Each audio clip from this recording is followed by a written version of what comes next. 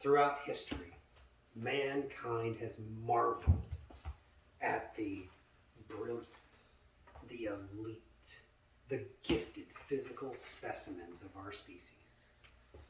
These men and women have conquered every challenge, both mental and physical, in their path to solidify themselves as the greatest of all time in their given sports. Some of these names we tremble at the mere mention of. Names like Michael Jordan, Michael Phelps, Serena Williams, Lionel Messi, Wayne the Great One Gretzky come to mind as the GOATs in their respective sports. There's another name, though. A B-average student, a scrawny little kid from San Mateo, California. Someone the scouts didn't think could make it at the next level. But this mere man would become the greatest achieving underdog in the history of the National Football League. He is Tom Edward Patrick Brady. Now, before Tom Brady became TB12, before his personal trainer sacrificed the hopes and dreams of every other AFSC franchise, before Tom was baptized in the mythical fountain of youth, he was an elite baseball player. In fact, he was so good that he was drafted by the Montreal Expos in 1995. Tom Brady didn't even start playing football until his junior year in high school. Now Tom, ever the one for a challenge and not wanting to make his life easy, forewent his baseball career and pursued football. His first 2 years at Michigan, he was the backup.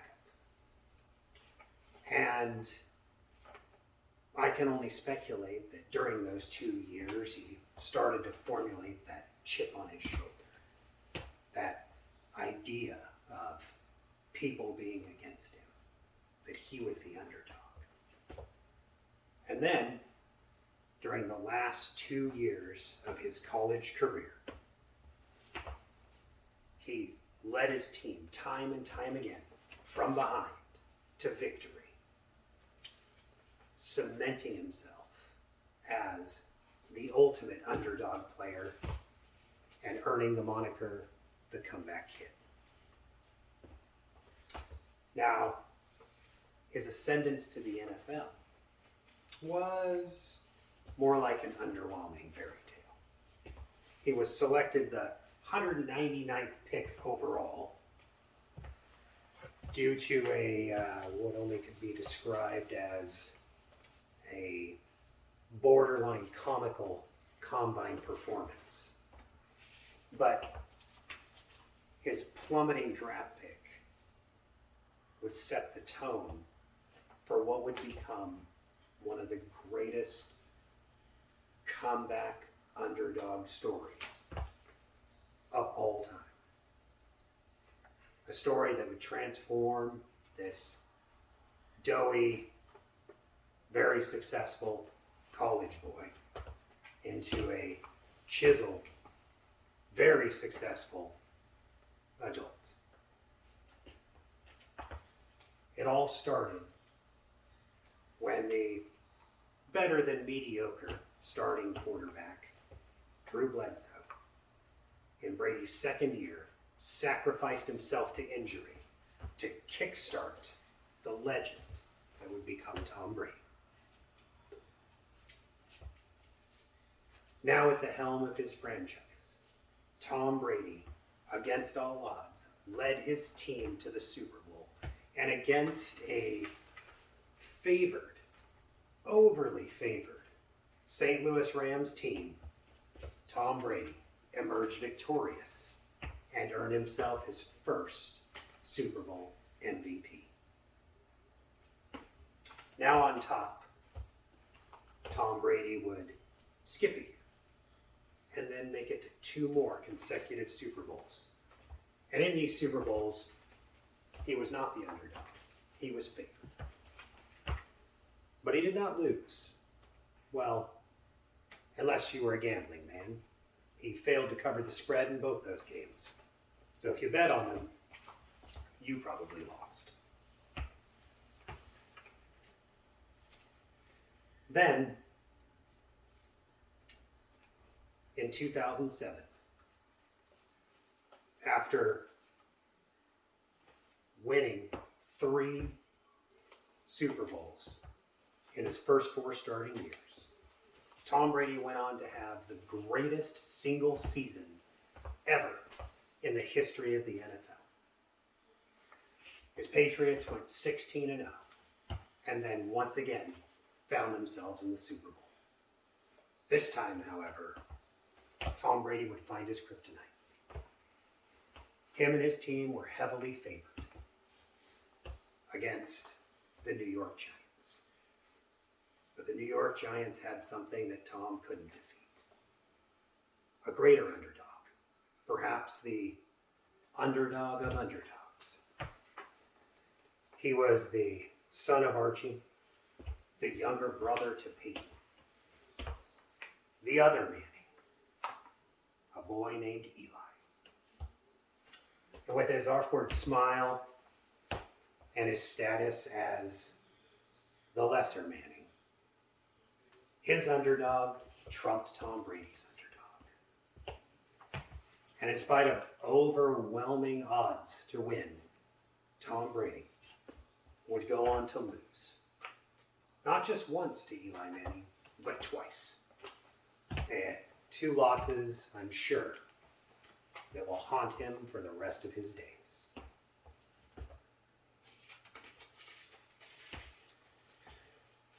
In spite of those 2 losses, Tom, once again, found himself in the Super Bowl. This time, though, he was not favored, nor was he the underdog.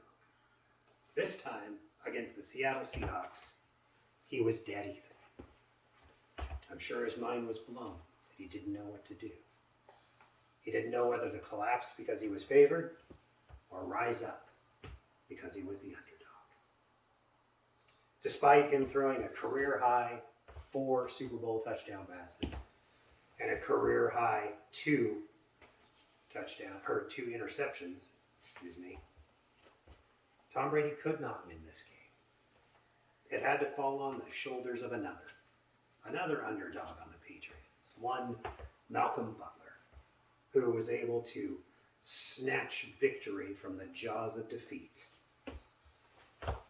and then cemented Tom Brady as one of the greatest quarterbacks of all time after winning his 4th Super Bowl. 2 years later, Tom Brady would again find himself in the Super Bowl. This time, he was slightly favored. It was against the Atlanta Falcons. Now, Tom Brady, knowing that when he's favored, he doesn't do so well, did the only thing a great leader could do. He led his team to a 28-3 deficit by the middle of the 3rd quarter. Then, solidly finding the chip on his shoulder, cementing the fact that him and his team were now the underdogs, Tom Brady honed his internal comeback kid and mounted the greatest comeback in Super Bowl history. The Patriots threw up 19 unanswered points to force the game to overtime. And then Tom Brady led his team down the field and won it all in what is widely considered the greatest Super Bowl of all time. And thus cementing Tom Brady as the greatest quarterback ever to play the game. Now that Tom was fully cemented as the GOAT, he found himself again in the Super Bowl. Not as an underdog, but heavily favored against the Philadelphia Eagles. And in perfect Tom Brady fashion, he went on to play his worst Super Bowl of his career and lost to yet another underdog, a backup turned starter, Nick Foles, a guy that after that season we really didn't hear much about again. In the offseason, having been thrust back down to earth and becoming a mere mortal again, Tom Brady renewed his status as the underdog.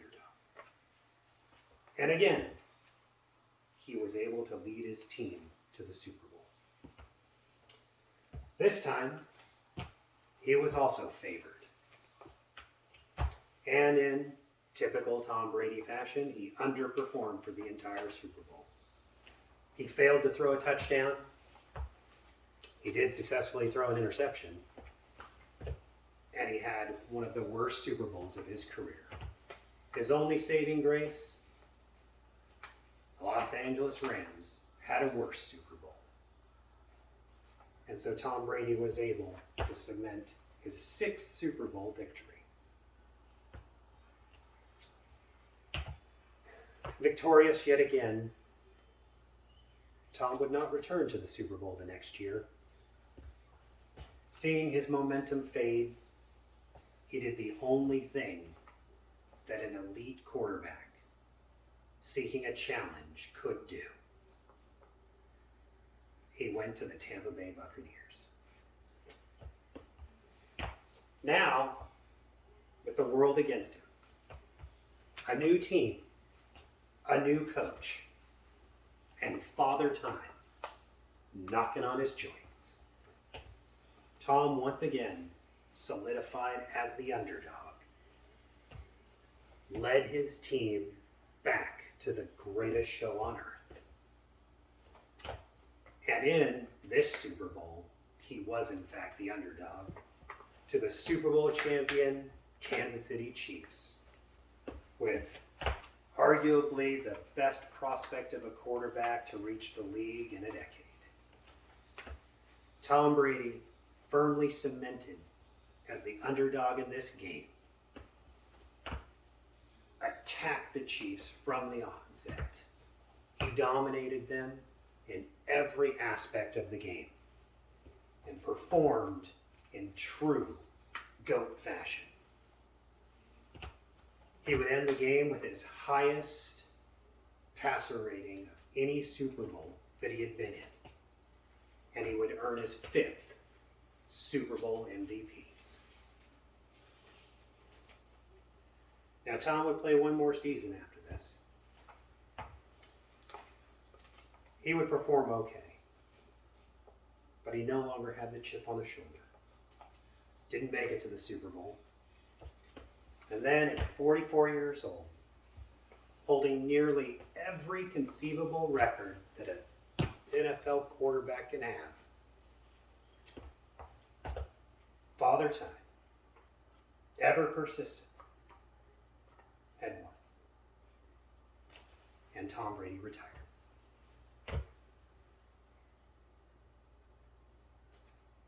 However,